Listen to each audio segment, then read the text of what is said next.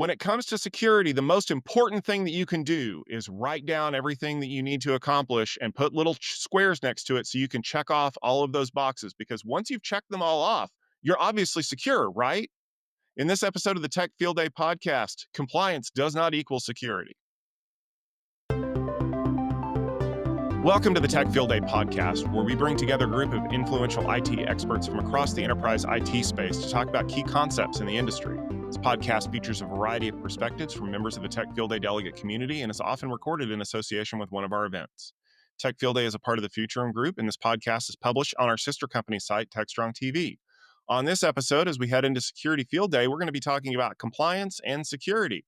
But before we do that, I would like to introduce our guests, starting with Milou. Hi, everyone. I'm Milou Meier. I am a cybersecurity and privacy lawyer. I will be a delegate at the upcoming Security Field Day, and I host my own podcast, Socializing Security, and I manage work through Compliance Council, which is a fractional CISO and compliance service. So I'm probably the biggest compliance nerd that Tech Field Day has invited to this podcast. Just boldly say that. Hi, everyone. I'm Jack Poller. I'm a principal analyst at Paradigm Technica. I'm an engineer turned marketer turned industry analyst focusing on cybersecurity, and I'm on the exact opposite side of the fence as Milou. Well, thank you very much for joining us. My name is Tom Hollingsworth, and I am an event lead here at Tech Field Day focusing on security. Let's jump into the premise for this episode. We've often heard that the Department of Security is, in fact, the Department of No. You can't do that. We can't expose that. But when it comes to compliance, it's often the Department of Yes. We'll just put these check boxes on this list, and when we address each of them and we check them off, then everything's done. We're secure. We're not going to be hacked. I mean, how hard can it be? However, we all know in reality that compliance does not equal security. All right, I'm going to jump in with this because I think people need to understand that just because you comply with a regulation or a set of standards or something like that, that does not equal security. And I'm going to get obviously input from everyone here. Just to give you an example, yeah, I totally encrypted all of that information with a DES cipher, so I'm secure, right? Well, exactly. I think that's the key is the requirements are put in place. The compliance requirements are put in place to focus on helping you secure your organization, but they are not sufficient to secure your organization. Just because you encrypt something doesn't mean it's secure if you don't use the right encryption algorithm or store your encryption keys safely. If you put your encryption keys on the whiteboard behind you as you're doing webinars, then that's not really secure, even though you've complied with the requirements to encrypt all your data. Yeah, for me, it's always I'm pleasantly surprised that you said compliance is the Department of Yes, because I've never heard that as a compliance officer. I've always been told, like, you guys are the police, you're the Department of No. I always thought that that was something that, like, IT security and compliance, that we all had the same vibes on. But I will say I'm a compliance officer that comes from a position of yes and problem solving. I agree with today's premise in the sense that you cannot have compliance without security. I don't think you can have security without compliance, in the sense that for me, compliance is the overall framework and the structure of the program. Security is actually how we actually do what we say we're going to do. So when we're talking about doing the right thing and checking the box, I really, really hope it goes beyond just like passing an audit, because I will agree, just doing a SOC 2 or an ISO 27001 to me is not enough. If it's actually just like a breeze of an audit and it happens once a year, then maybe you're secure for that one audit assessment that everybody scrambled for ahead of time. But ideally, we want our systems secure 24/7, 365. We never want to feel like we're only securing systems because an auditor asked us to show them something. Well, I think the auditor is an important part of the equation, which is your auditor, and we had a discussion earlier, is your auditor a CPA firm, or is your auditor somebody who actually understands security and the implications of what the requirements are that you're trying to meet? Right. So if you don't understand why a requirement is put in place, what it means, and when somebody says it's not applicable in this particular case, and your auditor says, I don't care, the requirement is this, you must do this, then you have a problem. Right. So just can your auditing team and the the requirements themselves be flexible enough and bend enough to actually provide you that security that you need? So let me ask you this question because I've had my fair share of audits that have gone sideways. And a lot of times, what it comes down to is the auditors in question not being knowledgeable enough about the subject matter that they're auditing. And the anecdotal story is that we had installed wireless access points for a school, and we had put them in the ceiling. We were running them over power over Ethernet switches. And when the auditor was doing the audit, he wondered where the power adapters were for the access points. And that was a 25-minute conversation about how power over Ethernet works because the auditor did not understand that you did not need power adapters. But on the list that he had, power adapters were listed with the access point. And if he didn't check both boxes, he couldn't pass us for the audit. So, do we run into this situation because the people who are performing the audits don't have the breadth of knowledge to understand where the importance should lie in the audit itself? Or are they just reading off of a list that somebody handed them because you're the person on deck this week? It really depends on the audit firm. And so for me, I always am trying to find audit firms that have really good people who know what the fuck they're doing. I have had an experience one where I used to work in cloud hosting and I used to fly around the world and audit data centers around the world. It was like the coolest job I've ever had. I will say once, we would do those internal reviews where I would basically go on behalf of the companies to basically try to break into cages and walk out with things. And so that was, an internal assessment, which is a friendly auditor. Then we would bring our external auditors, which was not a friendly auditor. I had one once come out. He had graduated from college 2 weeks before. He had never been to a data center before. And he was there to do a FedRAMP physical security assessment of one of the best in class data centers within the US.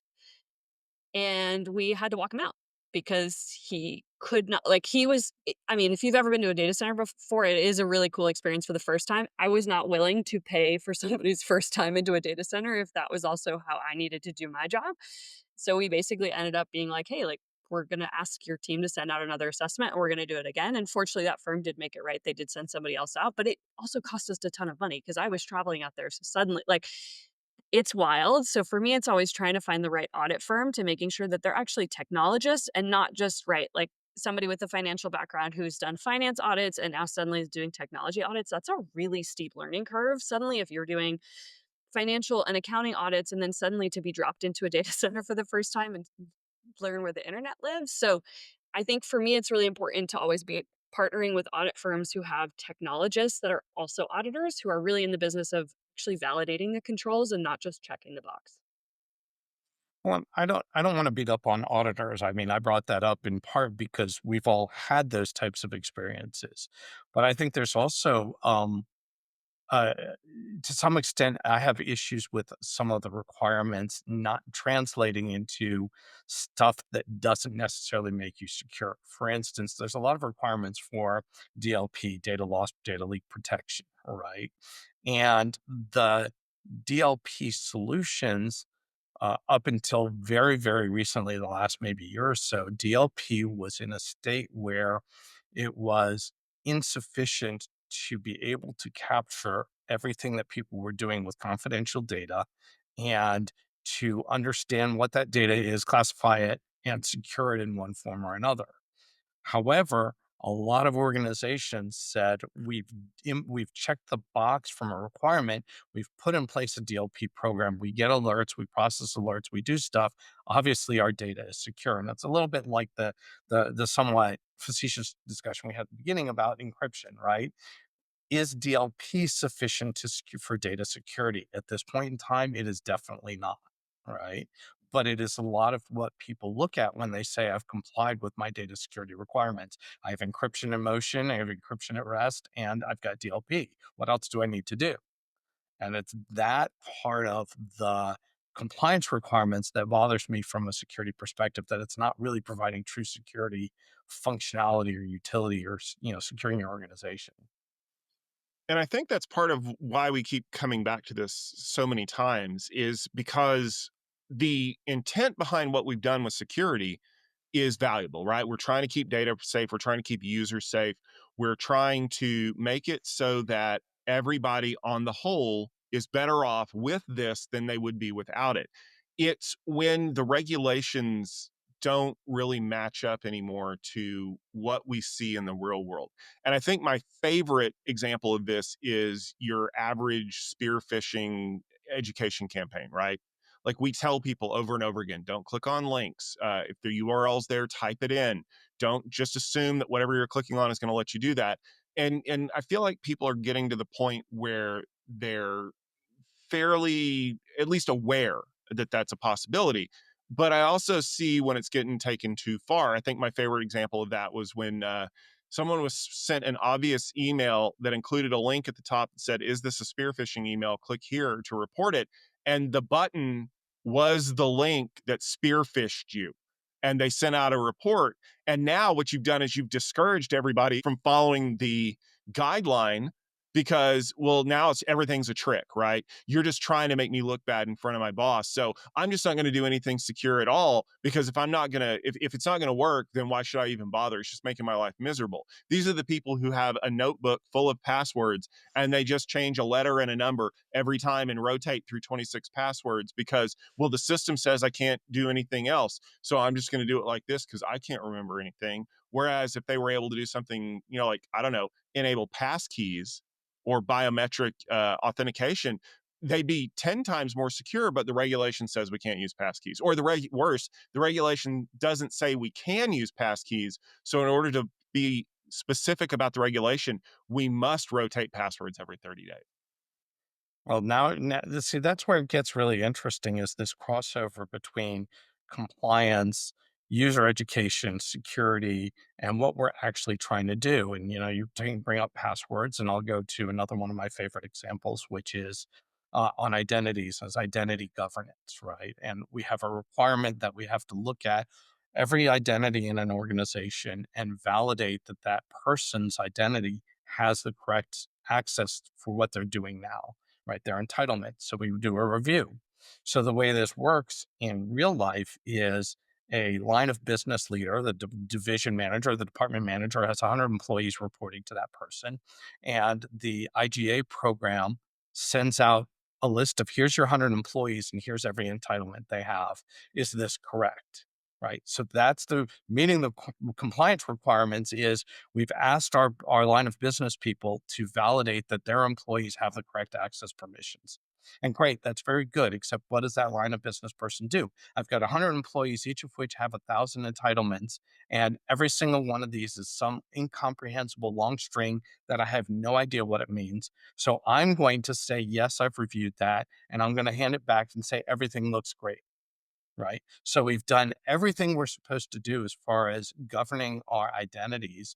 We've gone and we've validated everything, but nobody's actually done the real work to say, does Tom actually need access to the accounts payable system? Right. And this is the challenge I have with a lot of these compliance requirements because it becomes so onerous. The way we've implemented the checks, it's become so onerous and burdensome on the people whose job it's not to be security that we don't get security anymore. Okay, well, everybody's job is security, just just so we're clear. It's not just one team, it's not just compliance security IT, it's literally everybody's job. We all have to be secure. But I hear what you mean. And for me, I think when we're talking about is it compliance versus security, to me, it's always just better if those teams are on the same page. 100%, I think from a compliance mindset, I always see is the framework, the regulation, the requirement that we're going after, which is turning into security controls, right? For me, it's the minimum. It's really like if we do these things, we do the bare minimum and we're checking the box. When I've seen organizations be the most successful with securing their systems is when compliance and security have gotten in a room together, workshop being like, these are the goals of this program, these are the requirements. We all agree that this is the minimum that we're doing. We have to meet these things to be able to get this attestation, this goal, this thing that we're all working towards together. At that time is a really, really great time for the security team to be raising any additional risks or like weak points within the system to try to figure out, can security and compliance finesse those things together to try to improve the program while they're getting the budget approval spend for this new attestation. It's a lot easier for an executive team to approve a new security tool or like a new program if the compliance team, they just have easier justification being like, we cannot get this standard because we're missing these things. And so I've seen the best security systems get implemented, when compliance and security are on the same team, compliance is coming saying, these are the rules we're trying to follow. We're going to try our best. But if security is saying these are the best practice things we want to do on top of these things, and then we all get approval at the same time because that's how the whole company wins, right? If we're securing the system, the entire company wins at the same time, but it's easier occasionally for compliance to get the budget approval if there's a new attestation versus security just saying we want this new tool. So I will jump in here because there's a trap that you've set for yourself by doing that. And I have to reference one of my college professors, Dr. Tracy Cart, when she said that there's really only two ways to motivate people: fear and greed. Well, obviously, security works really well on the fear side, right? We don't want our data to get exposed. We don't want to end up on the news. We don't want the stock price to fall. The problem is that when you encourage the adoption of things through the other thing, greed, right? Like, I want to make sure that we pass our audits. I want to make sure that we do these things. I want to make sure that we are compliant here. And maybe you do something innocuous, right? Like, if you pass this audit, then your budget goes up to support these new initiatives next quarter. Or, with executives, it's like, hey, if you pass the security audit 2 years in a row, then your compensation package is modified. And you create the trap for yourself by saying, well, is the important thing that the security is in place or that I pass the audit? Because what that creates is a race to the bottom condition where I'm not looking for a rigorous auditor to come in and tell me everything that's wrong so that I can fix it. I'm looking for somebody who's going to come in and do a bad job of checking all the boxes to say that I've hit the number. And then that won't appear for years until we make the news because someone forgot about a hard-coded login in a development system, and that's how a state-sponsored actor backdoored my system and stole all my secrets. But the executive who got rewarded for passing those compliance audits for the last 5 years, they're long gone at this point because, well, they didn't care. All the boxes got checked. It's tricky because this is really how the industry is set up in the sense that most organizations are not doing security or compliance because they really want to be super secure. They should be. We can all agree on that in this room that every company should want to be secure. Most of them are starting the approach to compliance and security because their contracts require them to, because suddenly they got a deal that requires a SOC 2, an ISO 27001, or FedRAMP in the US. We don't really have technology regulation forcing down security requirements in this same way that we are seeing attestations and certifications to be doing the same yet. Because, like GDPR, for example, in the EU, only says that an organization has to follow, like security. They basically get to decide what is secure for them. Obviously, we as best practice individuals, we have certain baseline standards, right? If data is not encrypted, they're probably not going to hit that threshold. But it's still up to the individual organization to dictate what it means for them to be secure, even to comply with something like the GDPR. So because we don't really have true regulation from a like government perspective of what it means to be secure, also because it's really hard for them to keep up because it's changing so quickly, it's coming through the customer demand. And so that's why a lot of this is tied to greed in what you said, Tom, is really because it's been coming from the customer is the one demanding security. Ideally, it's amazing when companies are focusing on security first. That's incredible. It's just for the most of them, it was an afterthought. Yeah, I think that's right, and a lot of what you're talking about is the people versus process and the goal setting, right? And if you are an organization that is simply going to do checks the box compliance and security, you don't believe in security, then it doesn't matter. Security doesn't matter, and this conversation is moot. You've got your compliance and you're done. If you're an organization that actually does believe security is important, then you need to think about how do I become secure and compliant simultaneously, realizing the two are not synonyms, right? And for me, that's really the key is that goal and understanding it. And it's how do you go beyond putting in place a program to do X, Y, or Z to really understanding if it's making you more secure? Tom brought up the great thing of security awareness training. And my wife worked for a biotech company and she saw a spam phishing email, and being somebody who works with a cybersecurity person, said, is this spam? And is this phishing? And I said, yes, it's clearly a phishing email. Forward it to your email administrator. And the email administrator's response was, yes, that's security awareness training. Click on the link so you can see what happens next. So the program is actually training people to click on phishing links, to tell them, no, don't click on phishing links, right? When the right response should have been, thank you for letting us know you passed the test. And I'll go tell somebody to manually mark you as passed the test, right? But so again, where it's that we're paying lip service to security by saying, yes, we've got a cybersecurity awareness training in place, not thinking about what telling somebody click the link does, right? And I think this is what gets my goat, so to speak, about this, is it's really irritating when people do the wrong thing for what they think are the right reasons. Well, the other thing that I think is important to understand is that the regulations also need to be malleable enough that we can change them when we realize we've run into a problem. A good example of that is if you implement a policy for passwords in your organization, your goal ultimately is to prevent people from using insecure passwords, right? But what if your policy prevents the use of a more secure password? For example, a password policy that says you can't have more than two sets of two repeating characters. Okay, but what if my ultra secure 26 character password has four sets of repeating characters in it for whatever reason? Now, technically, my password is out of compliance with your policy.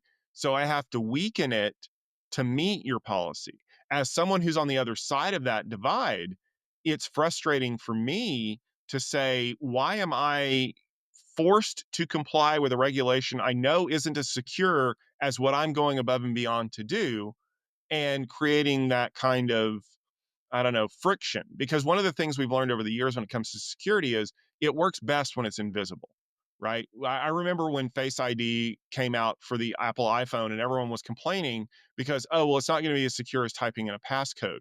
What they didn't realize was the way that they used their iPhone changed when they just had to look at it to unlock it as opposed to typing in a code every time. Because when you do that, people can't shoulder surf your face. So we became more secure over time simply because the security control that we were trying to prevent, phone logins, disappeared underneath the phone itself, as opposed to typing a passcode or putting my fingerprint on there or what have you.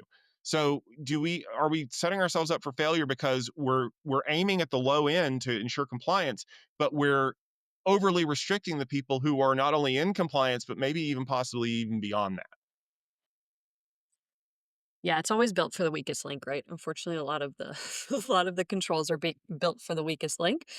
I will say, as we're rounding out, for me, it's when we're talking about, are we checking the box? Are we doing enough from a compliance perspective, or should we be doing more from a security perspective? I would say my thought on this has always been making sure that our companies really thinking about, do they only want to check the box? Because I agree with what we've talked about today. If you are compliant, you might not be secure. And so for me, it's always thinking about, like, there's a misconception with a lot of organizations that they're like, oh, well, because we're compliant, we're secure. I think the conversation needs to be different of compliance is helping us set a baseline standard, but security will continue to be a best practice, what will push us forward faster and be hopefully more innovative and honestly maybe even a differentiator in the market if we're thinking about security as the competitive edge that improves the organization's compliance posture. As you can tell from this discussion, compliance isn't security, but they don't have to be polar opposites. One impacts the other and vice versa. It's very important to understand why you're trying to be compliant with certain rules and regulations, but also what it takes to make sure that you're not just checking a box. If you ever get to the point where you're scanning down the list and checking things off just to say that you checked them off and not verifying that they're actually done, or worse yet, finding yourself open up to other issues down the road, you're really defeating the purpose of both of those things. So take a step back, really understand what you're trying to accomplish, and make sure that the reason why you're holding this audit or you're meeting all of these guidelines is something that you and the rest of your team understand. That'll just about do it for this episode of the Tech Field Day podcast. But before we go, I'd like to give our guests a chance to let you know where to find more of the content that they create, starting with Milou.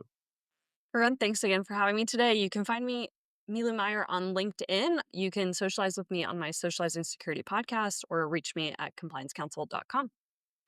Thanks. It was a pleasure talking with both of you. You can find me on LinkedIn or on my corporate website, paradigmtechnica.com. And we want to thank each and every one of you for listening to this episode of the Tech Field Day podcast. If you enjoyed this discussion, please make sure that you subscribe on YouTube or your favorite podcast application of choice so that you don't miss any of our episodes. And we would love a rating and a review if you have the time to leave one, because it lets people know what we talk about here and that we are, in fact, using the word premise correctly. This podcast was brought to you by Tech Field Day, which is the home for IT experts for across enterprise IT. It is a part of the Futurum Group. And if you'd like to check out all of our Tech Field Day events and upcoming episodes, make sure you head over to techfieldday.com/podcast or check out all of our episodes on TechStrong TV. Thanks for listening in. We'll see you next week.